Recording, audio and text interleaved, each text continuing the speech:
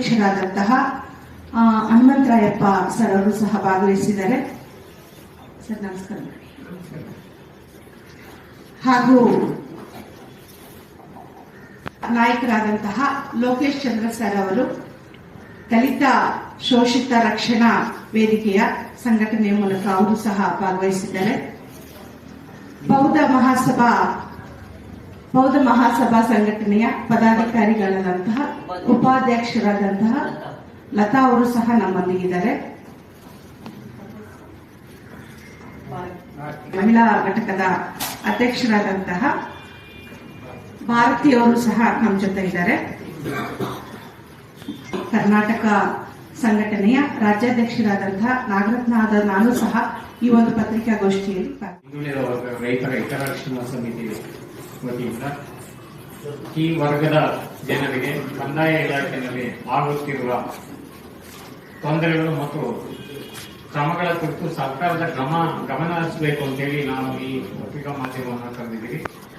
ದರಖಾಸ್ತು ಕೋಡಿಯಾಗಿ ಹಲವಾರು ವರ್ಷಗಳಿಂದ ಅದನ್ನ ಪಾಣಿನಲ್ಲಿ ಇನ್ಕಾರ್ಪೊರೇಟ್ ಮಾಡ್ದೇನೆ ಹಲವಾರು ವರ್ಷಗಳು ಕೆಲವು ತಾಲೂಕುಗಳಲ್ಲಿ ಅದನ್ನ ಅನುಪಾಲನೆ ಮಾಡಿದ್ರೆ ವಿಳಂಬ ಮಾಡ್ತಾರೆ. 3-4 ವರ್ಷ 5 ವರ್ಷ ಹಂಗೆ ಪೆಂಡಿಂಗ್ ಇದ್ದಾರೆ. ಇದನ್ನ ಸರ್ಕಾರದವರು ಇಂಥ ಅಧಿಕಾರಿಗಳ ವಿರುದ್ಧ ಕ್ರಮ ತಗೋಬೇಕು ಅಂತೇಳಿ ನಾವು ಸರ್ಕಾರನ ಒತ್ತಾಯ ಮಾಡ್ತಾ ಇದ್ದೇವೆ. ಮತ್ತೆ ಇದೇ ಇದನ್ನ ಮಾಡಿಕೊಂಡು ಅದನ್ನ ಕ್ರಮ ಏನ್ ತಗೋಬೇಕು ಅನ್ನೋದ್ರ ಬಗ್ಗೆ ಅದು ಅವ್ರಿಗೆ ಮನವರಿಕೆ ಆಗ್ತದೆ, ಹಂಗೆ ಪೆಂಡಿಂಗ್ ಇದೆ. ಸೊ ಇದನ್ನ ಸರ್ಕಾರ ಕೂಡಲೇ ಇದನ್ನ ಪೋಡಿ ಮಾಡಿಸ್ಕೊಳ್ಳೋದೇ ಒಂದು ದೊಡ್ಡ ಕಷ್ಟ. ಪೋಡಿಯಾಗಿ 10, 15, 20 ವರ್ಷ ಆದ್ರೂ ಕೂಡ ಅದನ್ನ ಪಾಣಿಯಲ್ಲಿ ತರದಲೇನೆ ಉದ್ದೇಶಪೂರ್ವಕವಾಗಿ ವಿಳಂಬ ಮಾಡ್ತಾ ಇದ್ದಾರೆ. ಇದೊಂದು ಪಾಯಿಂಟ್. ಎರಡನೇದು ಡಿಜಿಟಲೈಸೇಷನ್ ಮಾಡ್ತಕ್ಕಂಥದ್ದು, ಆಕಾರದನ್ನ ಡಿಜಿಟಲೈಸೇಷನ್ ಮಾಡ್ತಕ್ಕಂಥದ್ದು ಕಾರ್ಯ ಪ್ರಗತಿಲಿತ್ತು. ಅದು ಖಾಸಗಿಯವರಿಗೆ ಕೊಟ್ಟು ಖಾಸಗಿಯ ನಂತರ ಅದು ಹಂಗೆ ಮಾಡಕ್ಕಾಗದೆ ಸ್ಥಗಿತಗೊಂಡು ನಂತರ ಸರ್ಕಾರ ಏನ್ ಮಾಡ್ತು, ಹೊಸದಾಗಿ ಇಲಾಖೆನಲ್ಲೇ ಪ್ರಾರಂಭ ಮಾಡಿದೆ. ಪ್ರಾರಂಭ ಮಾಡಿದಂತ ಸಮಯದಲ್ಲಿ ಅದಿನ್ನೂ ಪೂರ್ಣಗೊಂಡಿಲ್ಲ.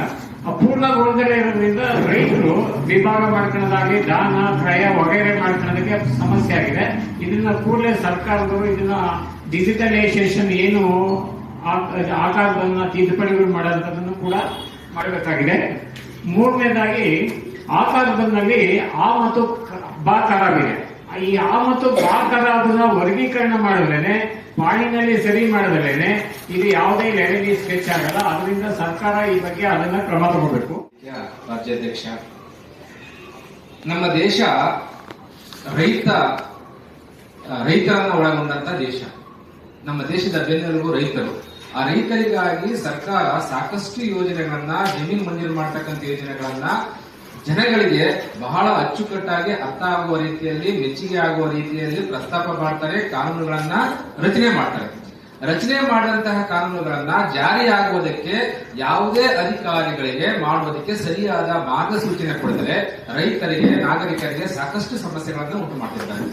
ಇಂಥ ವಿಚಾರಗಳಲ್ಲಿ ಸಾಕಷ್ಟು ಏನನ್ನ ಅಧಿಕಾರಿಗಳು ಮಾಡಬೇಕಾಗಿದೆಯೋ ಆ ಮಾಡಬೇಕಂತ ಪತ್ರ ವ್ಯವಹಾರಗಳಲ್ಲಿ ಸಾಕಷ್ಟು ಗೊಂದಲಗಳನ್ನ, RTCಗಳಲ್ಲಿ ಇರ್ತಕ್ಕಂಥ ಗೊಂದಲಗಳು, ಮ್ಯೂಟೇಷನ್ ಇರ್ತಕ್ಕಂಥ ಗೊಂದಲಗಳು, ಪಹಣಿಯಲ್ಲಿ ಇರ್ತಕ್ಕಂಥ ಗೊಂದಲಗಳಿಗೆ ರೈತರು ಆ ಜಮೀನುಗಳಲ್ಲಿ ಇರಬೇಕೋ ಬೇಡವೋ ಅಂತಕ್ಕಂಥ ಗೊಂದಲಕ್ಕೊಳಗಾಗ್ಬಿಟ್ಟು ಜೀವನದಲ್ಲಿ ನರಕಯಾತನೆ ಅನುಭವಿಸ್ತಾ ಇದ್ದಾರೆ. ಉದಾಹರಣೆಗೆ ಈ ನಗರಸಭೆ ಮತ್ತು ಪುರಸಭೆಗಳ ವ್ಯಾಪ್ತಿಯಲ್ಲಿ ಬರ್ತಕ್ಕಂತಹ 5 ಕಿಲೋಮೀಟರ್ ವ್ಯಾಪ್ತಿಯಲ್ಲಿ ಬರ್ತಕ್ಕಂತಹ ಜಮೀನುಗಳನ್ನೆಲ್ಲ ವಶಪಡಿಸಿಕೊಂಡಂತ ಜಮೀನುಗಳನ್ನ ಏನ್ ಮಾಡಿದ್ರು ಅಂತಕ್ಕಂಥದ್ದೇ ನಮ್ಗೆ ಅರ್ಥ ಆಗದೆ ಇರ್ತಕ್ಕಂಥ ರೀತಿಯಾಗಿದೆ.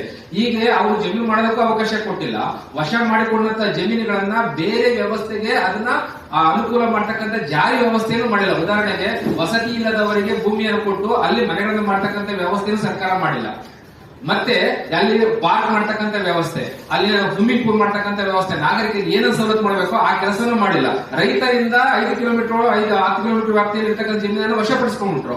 ವಶಪಡಿಸಿಕೊಂಡ ಜಮೀನುಗಳನ್ನ ಹಾಗೆ ಇಟ್ಕೊಂಡಿದ್ದಾರೆ. ಈಗ ಮುಖ್ಯಮಂತ್ರಿಗಳ 1 ಲಕ್ಷ ಬಹುಮಡಿ ಕಟ್ಟಡ ಮಾಡಿದ್ದಾರೆ. ಹೆಸರಿಗೋಸ್ಕರ ಮಾಡ್ತಾ ಇದ್ದಾರೆ. ಕೆಲವೊಂದು ಜಾಗಗಳನ್ನ ಮಾಡಿದ್ದಾರೆ. ಆ ಮಾಡಿದ ಆ ಜಾಗಕ್ಕೆ ಹೋದಂತ ಸಂದರ್ಭದಲ್ಲಿ ಅಲ್ಲಿ ರೈತರು ಕೇಸ್ ಮಾಡ್ಕೊಂಡು ಅದನ್ನ ಇದ್ ಮಾಡ್ಕೊಂಡ್ಬಿಟ್ಟು ಅಲ್ಲಿ ಮನೆ ಕಟ್ಟೋದಕ್ಕೆ ಆಗ್ತಿಲ್ಲ, ಸಮಸ್ಯೆಗಳನ್ನ ಮಾಡ್ಕೊಂಡಿದ್ದಾರೆ. ಆದ್ರೆ ನಿಖರವಾಗಿರ್ತಕ್ಕಂಥ ಜಮೀನುಗಳಲ್ಲಿ ಸಾಕಷ್ಟು ಎಕರೆ ಜಮೀನುಗಳಿದಾವೆ. ಆ ಜಮೀನುಗಳನ್ನ ವಶಪಡಿಸಿಕೊಂಡು ಅಲ್ಲಿ ಮನೆಗಳನ್ನ ಮಾಡಿದ್ರೆ ಸಾಕಷ್ಟು ಜನರಿಗೆ ಆಗ್ತಿತ್ತು. ಆದ್ರೆ ಈ ಸರ್ಕಾರ ಏನ್ ಮಾಡ್ತಾ ಇದೆ ಅಂತ ಹೇಳಿದ್ರೆ ರೈತರಿಗೆ ಮತ್ತು ನಾಗರಿಕರಿಗೆ ಕಣ್ಣುರಿಸುವ ಕೆಲಸವನ್ನ ಮಾಡಿದರೆ ಕಾರ್ಯಕ್ರಮಗಳನ್ನ ಜಾರಿಗೆ ತರತಕ್ಕಂಥಲ್ಲಿ ವಿಫಲರಾಗಿದ್ದಾರೆ. ಹಾಗಾಗಿ ಈ ಮೂಲಕ ನಾವು ಸರ್ಕಾರಕ್ಕೆ ಗಮನಕ್ಕೆ ತರ್ತಕ್ಕಂಥ ವಿಷಯ ಏನಂತಂದ್ರೆ ಈ ಕೂಡಲೇ ಸರ್ಕಾರ ತಾನು ಏನನ್ನ ಮನಸ್ಸಿನಲ್ಲಿ ಇಟ್ಕೊಂಡಿರ್ತಕ್ಕಂಥ ಕಾರ್ಯ ಮಾಡಬೇಕು ಅಂತ ಇದೆಯೋ ಅದನ್ನ ಅಧಿಕಾರಿಗಳ ರೂಪದಲ್ಲಿ ಅನುಕ್ರಮವಾಗಿ ಅಚ್ಚುಕಟ್ಟಾಗಿ ಈ ಕಾರ್ಯಕ್ರಮ ಮಾಡಿ ರೈತರಿಗೆ ಮತ್ತು ನಾಗರಿಕರಿಗೆ ಅನುಕೂಲ ಮಾಡಿಕೊಡ್ಬೇಕು ಅಂತಕ್ಕಂಥ ಒಳ್ಳೆ ಮಾಡ್ಕೊಳ್ಳೋದಕ್ಕೆ ಅನಾನುಕೂಲ ಆಗಿದೆ. ಒಂದು ಹಾಗೆ 2000 ಆಗಿದ್ದು 2000ರಿಂದ 2025ವರೆಗೂ ಕೂಡ ಆಗಿರತಕ್ಕಂಥ ನ್ಯೂನತೆಗಳನ್ನ ಸರಿಪಡಿಸಲಿಕ್ಕಾಗದೆ ಹಾಗೆ ಬಾಕಿ ಉಳಿದಿದೆ. ಆಕಾರದೊಂದು ವಿಸ್ತೀರ್ಣಕ್ಕಿಂತ ಪಹಣಿನಲ್ಲಿ ಕಡಿಮೆ ವಿಸ್ತೀರ್ಣ ಇದ್ರೆ ಅದನ್ನ ಸರಿಪಡಿಸಕ್ಕೆ ಸಾಧ್ಯ ಇದೆ. ಆಕಾರದೊಂದಿಗಿಂತ ಜಾಸ್ತಿ ವಿಸ್ತೀರ್ಣ ಇದ್ರೆ ಅದನ್ನ ಅಸಿಸ್ಟೆಂಟ್ ಕಮಿಷನ್ ಅವರಿಗೆ ಕೊಟ್ಟು ಅದನ್ನ ಒಂದು ಸ್ವಮೋಟ ಒಂದು ಕೇಸನ್ನು ಮಾಡಿಕೊಂಡು ಅದನ್ನ ಇತ್ಯರ್ಥ ಮಾಡುವಂಥದ್ದು ಇದಿದೆ. ಅದು ಈ ಬಗ್ಗೆ ಸರ್ಕಾರ ಹಲವಾರು ವರ್ಷಗಳಿಂದ ಅಧಿಕಾರಿಗಳಿಗೆ ಅದನ್ನ ತಿಳಿಸ್ತಾ ಬಂದಿದ್ರು ಕೂಡ ಅದಾಗಿಲ್ಲ. ಈ ಕಾರ್ಯನ ಹೆಚ್ಚುವರಿಯಾಗಿ ಏನು ಅಸಿಸ್ಟೆಂಟ್ ಕಮಿಷನರ್ಗಳಿಗೆ ಈ ನ್ಯಾಯಾಲಯದ ಪ್ರಕರಣಗಳನ್ನು ಕೊಟ್ಟಿದೆ ಅವ್ರಿಗೆ ಇದನ್ನು ವಹಿಸಿದ್ರೆ ಇದು ಬೇಗ ಕಾರ್ಯಗತ ಆಗಿ ಸಾರ್ವಜನಿಕರಿಗೆ ಅನುಕೂಲ ಆಗುತ್ತೆ ಅನ್ನೋದು ಒಂದು ಪಾಯಿಂಟ್.